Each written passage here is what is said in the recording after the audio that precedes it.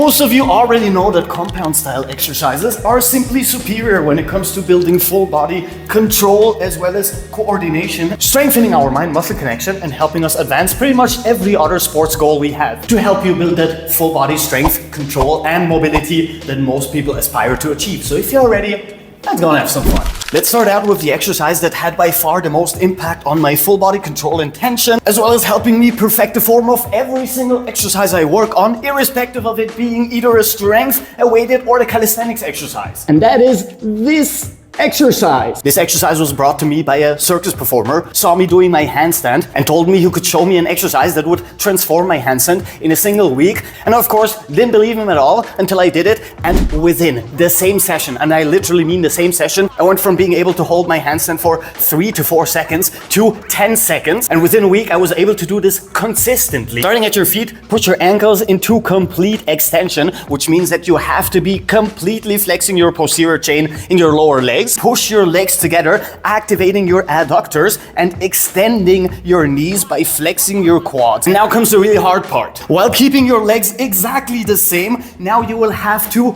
tilt your pelvis until your lower back is in complete contact with the floor and pull your stomach in. Moving up from here, we will now have to extend our arms, push our shoulders towards the ground, and once again, for many people, what will happen is that their lumbar spine starts raising from the floor. It is very hard to keep your entire body in full contact with the ground without having extreme full body tension as well as control. And now we need to extend our arms as much as we can, lengthening our shoulders and our latissimus, and actively push our hands against the floor, activating even more of our shoulder and chest musculature. Now we are basically in complete contact with our entire body. We want to start holding this for 20 to 30 seconds. And trust me, well, this looks very easy when you're an outside observer. If you try doing this right now and you can hold it for 10 seconds without cramping, you're far stronger and far more in control of your body than most people are. This exercise will help you perfect your form when it comes to strength exercises like the deadlift, help you perfect your form in any sort of calisthenics exercise that requires even a modicum amount of full body tension or control, help you align your goblin posture you got from working on the computer all day, help you get rid of lumbar mobility and pelvic mobility problems such as falling too much in anterior or posterior pelvic tilt, while strengthening your spinal erectors and your glutes, which are responsible for hip extension, and doing all of that while recruiting motor neurons in your entire musculature, effectively helping you with coordination in every single muscle in your body. The box jump is all about building explosive strength and speed for our leg musculature, jumping from the spot with both feet simultaneously and maximizing the amount of strength we can generate throughout the single movement, helping us build not only a lot of strength, but also pack on some size when it comes to our leg musculature, and masterful control throughout speedy movements. Not to mention that working on box jumps is an insane amount of fun and an amazing experience of success due to how easily you can scale it to make it more and more demanding, simply by increasing the elevation you want to jump on until you are close to barely being able to get fully up there. This of course also includes the single leg box jump for the same kind of unilateral strength and control we mentioned with the pistol squat.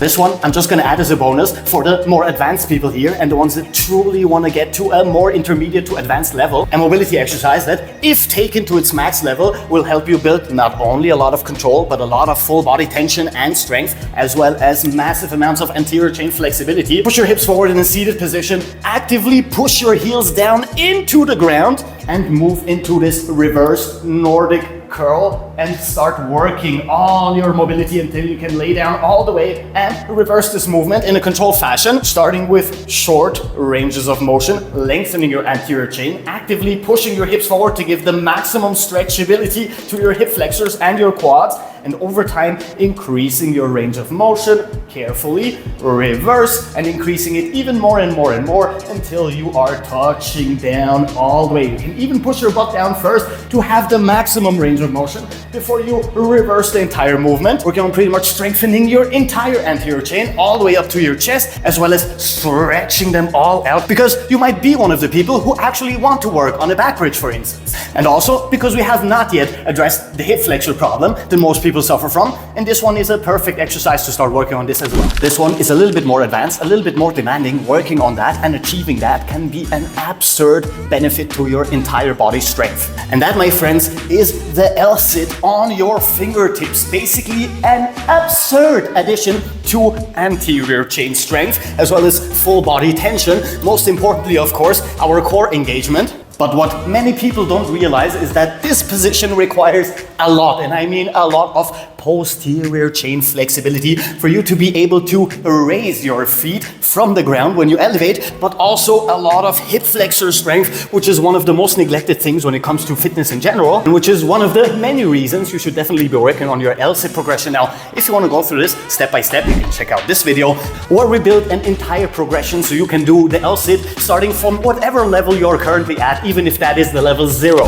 The first level of the 90-90 switch, combining internal rotation on one side, rolling over our toes, lengthening into complete ankle extension, and then moving into external rotation on the other side. Enjoy any sort of stretches you might have surrounding your hip joint. And this is actually the hardest part. We will start with the externally rotated leg first until our foot once again is flat on the floor. And now we need massive strength, rolling over our toes, flexing our ankle and reversing us back into the starting position and moving to the same movement pattern into the other direction. Either with your hands behind your head, with your back against the wall, like so, requiring almost no strength at all, especially when reversing this movement. We also have the option of sitting down all the way and combining internal with external hip rotation, like so, until you have mastered the progression, build the necessary flexibility and strength. Not to mention that, of course, we can just work with our hands once again for support,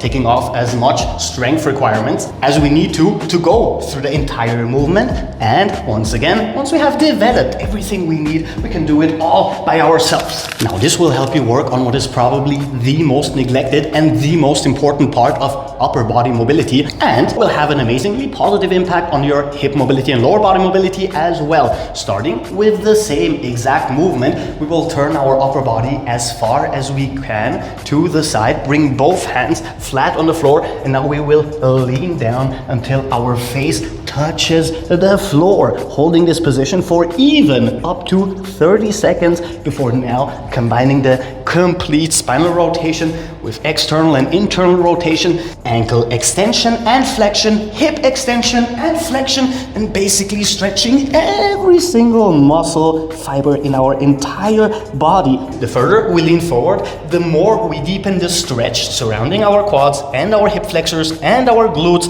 our spinal erectors, our abdominals, especially our transverse abdominis, opening up our chest and shoulders by elevating our elbows, and then going through the entire movement in a nice, slow, controlled fashion, so we can add as much strength benefits to this amazing stretchy part as we can. Raising our knees the tiniest bit and staying with our hips almost at shoulder height, we're gonna go through the bear crawl, which is now going to require a little bit more quad, hip strength, as well as core strength. And don't forget, we want to reverse the movement as well. Once again, moving right side with left side and left side with right side, adding the tiniest bit of shoulder and arm strength to the whole movement. Now, since we've worked a lot on our anterior chain when it comes to strength, let's switch it up to our posterior chain. Our feet flat on the ground and our hands also. We're gonna raise our butt and move through the crab walk. Left side, and right side, left side. Once again, asymmetrical movement patterns with our arms extended and our knees bent all the way forward and all the way backwards. The lateral ape-like movement patterns with very tiny and short jumps from one direction into the other. An amazing exercise when it comes to working on hip, knee and ankle mobility. And with the next one, adding a little bit more flexibility as well as mobility for our hips. We've got longer lateral jumps, extending one leg, moving with our hips actively pressed towards the floor from one side to the other until the other leg is fully extended. Tiny jump, extend, and switch. Tiny jump, extend, and switch. And of course, once again, switching it up into the other direction, so we are just as coordinated from one side towards the other. And while we are still on the ape-like movement patterns, knuckles on the floor, raising our knees and pushing our hips downwards actively and our knees outwards, we're gonna walk with an upright back, a more upright frontal ape-like movement pattern, which is insanely effective when it comes to building hip strength, especially when it comes to our hip flexors and our adductors, forward and backwards once more, and switching to a more flexibility dominant movement pattern, once again a frontal one, this time with our legs completely extended. Now we have a little bit more flexibility requirements than we did with our first extended bear crawl. This is a giraffe walk, legs and arms extended and moving left side with left side for a change and right side with right side. This one adds a lot of posterior chain flexibility and a lot of extended arm and leg coordination. And moving this one up a level to add even more hip mobility, the lizard crawl will have us as close to the floor as possible with the maximum amount of hip rotation and spinal rotation we can muster to add as much flexibility to this insane amount of strength and coordination we're gonna need to move through this pattern. Now this will be a road to mastering pull-ups, and I'm not just talking about chin-ups, which is a baby exercise. No, I am talking about complete pull-up mastery in any direction and in any sort of combination, which means that your very first exercise to start out with is the wall pull, the lowest effort, lowest impact pulling exercise you can do in calisthenics, which leads us to the inverted barbell row. And we will differentiate between the one where we start extending our hips and the one where we start in an already extended position, keeping our glutes and our spinal erectors tight. Once you're strong enough to get in a couple of reps with this sort of height, all you need to do to progress is lower that bar, requiring more strength, tension and control, and then moving us to the elevated inverted row, taking your pulling strength to a whole new level with two more very important movement patterns on the actual bar, being the classic symmetrical scapular pull-up and the asymmetrical or unilateral scapular pull-up, deepening our control and understanding of scapular movement even more, while now combining more abduction and adduction with elevation and depression. So we can finally move on to an underhand grip chin up, or as I have aptly dubbed it, the baby pull. With this variation being more of a biceps and arm dominant pull than a latissimus and back dominant movement pattern. Make sure that you can pump out 4 to 5 real, perfectly executed, good form repetitions before you move on to the overhand latissimus dominant actual pull-up, which is level number 1 of pull-up mastery. All of the stuff we've done before has been preliminary work to get you to this level. Moving us to the archer, an asymmetrical overhand lateral movement, with the addition of having a little bit more deltoid inclusion in this movement due to having to hold the top, which moves us to the typewriter pull-up, the lateral movement being at the very top of the motion before we reverse the same movement again, now adding even more deltoid and chest inclusion due to the pulling motion at the top. And then of course we put all of that together into one single movement, which is a complete circular pull-up where we go up diagonally, switch sides at the top and reverse. With this one requiring the most control and the most coordination, plus the massive amount of strength you can build with it. And for those of you who want to work on the more advanced variations before they can do 5 repetitions of the one before that, you can add a bande de résistance so you can start working on your form before you have the necessary strength to do these exercises without any assistance. With this, concluding our pulling exercises and our progression, so you have a little bit to work on for the next couple of months to even years. Rapid fire push progression. And by now you should know that we are prioritizing perfect form, which is why we're gonna start with the assisted scapular push-up. Just going through adduction and abduction in a controlled fashion with your arms extended and continuing with the classic scapular push-up for even more scapular control and strength. Two of the most important things you will ever need when it comes to upper body calisthenics capabilities. Stay with me, we're just getting started. Moving on to the classic assisted push-up, and here comes the very important part and why we have been working on all of that scapular control, because a push-up doesn't end here, it ends here with complete scapular abduction and a little bit of thoracic spinal flexion. So we actually have the complete range of motion.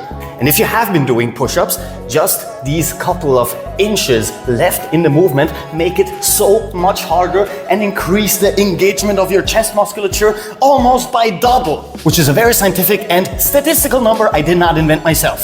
Then you're allowed to raise your knees and go for classic push-ups, and once again, don't forget that abduction and spinal flexion all the way down, touchy, and all the way up, extend and abduct. And as they say, diamonds are a girl's best friend because they actually do increase your titty size by strengthening your chest, but even more so, diamond push-ups have a lot of arm dominance, helping you build a nice triceps, both when it comes to strength as well as size. And before we can move to the explosive type 2 muscle fiber movements, we still have the lateral movement of the archer push-up, so you can cover pretty much every single upper body fiber all the way down through your core, and even including some hip flexor and some quad strength due to the massive tension we need to hold in this movement. And from the explosive family tree, we have the classic jumping push-up, the staggered jumping push-up, and only, and I mean only, when you feel really safe in those two, should you attempt the clapping jumping push-up for an even longer range of motion and even more strength dominance. And there you have it, full body exercises that combine upper body with lower body strength, upper body with lower body flexibility. Some requiring more of one, some requiring more of another, but all of them putting those things together at some point or another in the movement. And using all of these exercises in one single workout can help you have a lot more efficient workouts than going for isolation exercises and hoping that everything fits together at the very end. Because now you're learning how to coordinate your entire body during stressful positions and with ever increasing resistance and range of motion, which is very important if you want to advance above the beginner level when it comes to fitness in general. So go out there, my friends, use those exercises to further your own goals. And if you like the video and join us. Until then, Captain Cairo, peace out.